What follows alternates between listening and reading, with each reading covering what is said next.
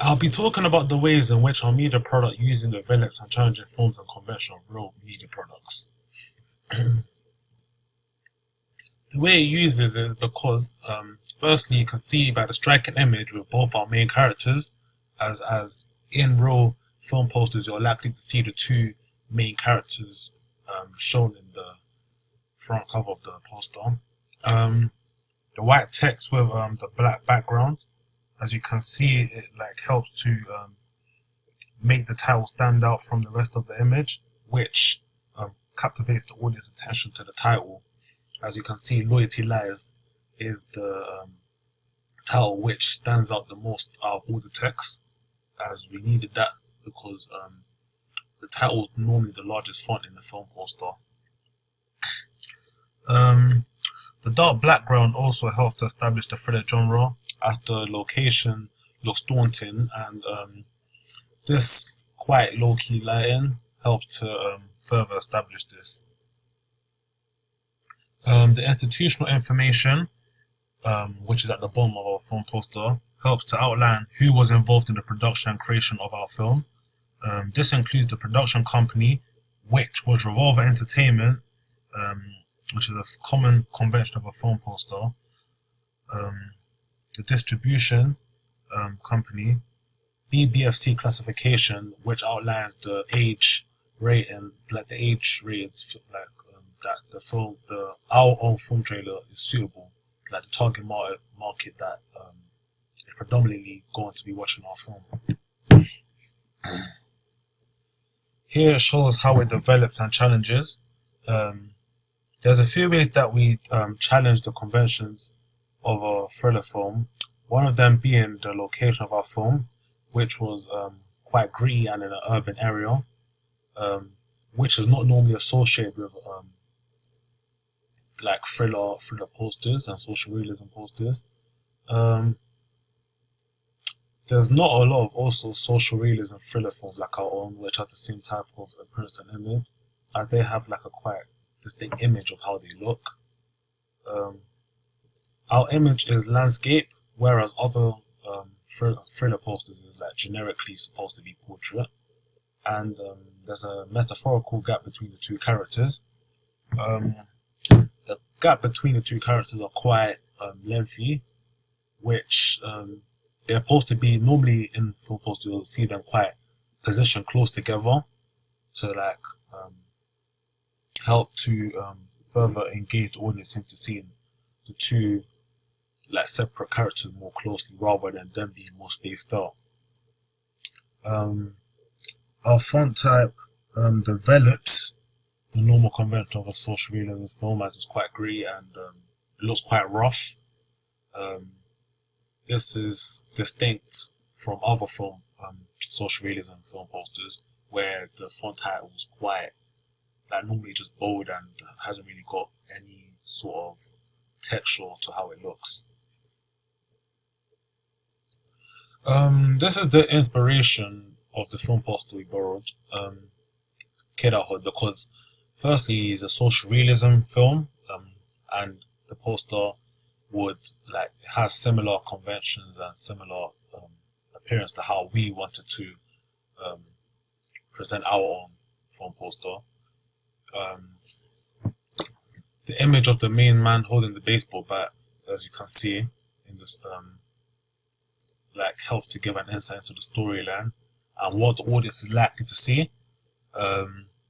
This also helps to foreshadow what could happen in the film, as normally you're going to associate a baseball bat with like violence. So this helps to show what's to expect in the actual film or film trailer.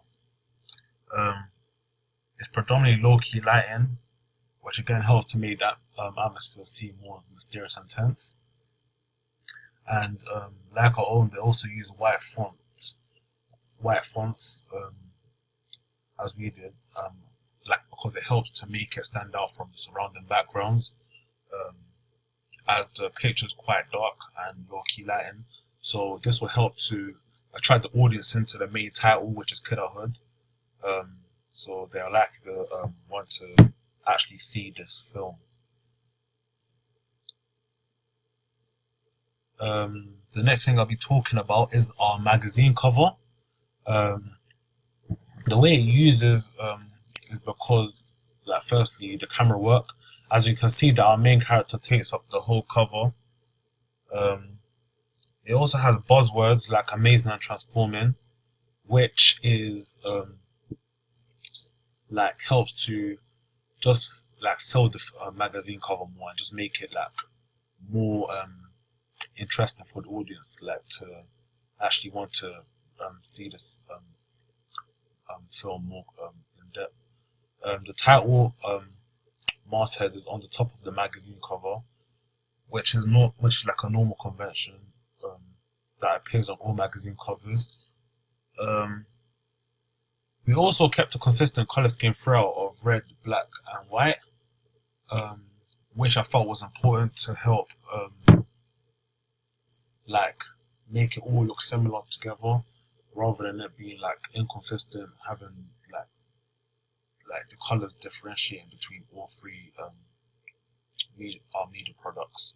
So this is why um, we kept like the same colors in our magazine cover as our film like our film trailer and film poster. One of the ways we developed our magazine cover through the image, as we only have one person on our magazine cover, where you will normally see at least two, or like two of the main characters. But we felt that included, like we wanted to only include one of the main characters, because Chinadu, who played the character Michael, like he was involved in a large part of the scenes, and we felt that his character like was the main attraction for the audience to look at when they're looking at our magazine cover. The way we challenge it is these are some of the ways. As you can see, the two film poster magazine covers, sorry, of we used Harry Potter to show the difference between ours and another film post magazine cover. As you can see, is a contrasting image where you see that Harry Potter dominates the front cover with the main character, whereas in our one, Chinadu kind of lurks into the background behind the wall, which makes his character look more vulnerable. As this is quite representative of how Chinadu's character in the film was perceived as quite vulnerable and weak. So him lurking into the background helps to further establish this. Our main character doesn't really dominate the front cover of our magazine.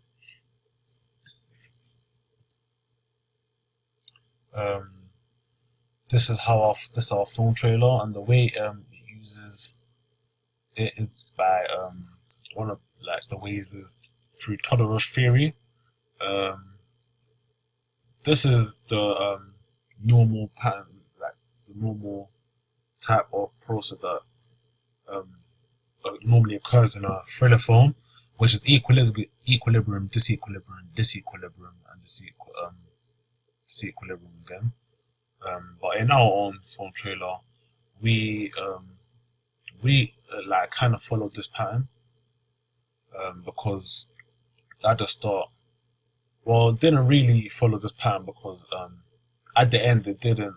At the beginning, it didn't really start with equilibrium because of all the kind, like the type of the actions that occurred between Chinadu and the bully after him being attacked. Include the voiceovers and dramatic music, which helped to make the different scenes more tense. There was an enigma at the end of our scene with Odera, who will play Jonathan, outside the police station, as this questioned whether I was going to be the person to tell what my own brother, who was trying to do, done to the bully, or whether I was like going to like turn away from it and just leave the situation. So this kind of helped to build more suspense as what I was actually going to do. Another way is the film trailer being about our own trailer was at about 1 minute 30 seconds, which is the typical length of a normal film trailer. We also included a release date, which is essential for the audience point of view, so they know when it will be released for them to go and view it. Um, we also named the actors who was involved in our film and who participated, um, which is like a normal convention of a film trailer, as you need to include all the actors for a marketing point of view. If you're going to if you want to promote it to your target market, or like big films normally do this with big actors, but in our case we haven't got big actors, but we still decided to do this just so like to acknowledge who actually helped in our own film trailer. And lastly, film title and production logos was included at the beginning and the end, and some bits in the middle of our film trailer during like the blackouts. The way that we developed it was one of the ways is um, was through like the convention of a TV narrative, as we put it into a film narrative. Um, as these are like our plot is normally what you're going to see in like a TV type of channel, but we made it into a film um, with all the type of shots we've done and all like the different scenes me and Chindu both shot. We gave away more information than a typical trailer, um, which is not normally like what you're supposed to see in a film trailer, because this like shows the audience what like this can help. This can like help to like lose the amount of audience that you attract, as they would like it can show the audience what will occur, or they can predict what's going to happen, so they're less likely to watch it. The younger brother in our one, who was Chindu, who played Michael McConn's more dominant, um, which is not normally associated with a social realism film, as you're not normally going to suspect that the younger brother will become more demanding and assertive in his role against his older brother. And we also done a hybrid of a social realism and thriller, rather than just the thriller genre. So this is like further shown with our plot, um, as we developed the genre of our film trailer by adding more than we should have, and like um, further further expand in like adding a mixture of two different types of genres.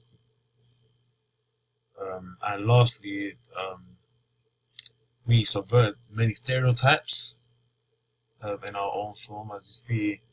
Um, like black people was quite weak in our film. Um, Also, you could see that the bully near the end started to lose his authority more because he had been killed. And the last one is about challenged. Um, we didn't really challenge any common conventions for the following reasons.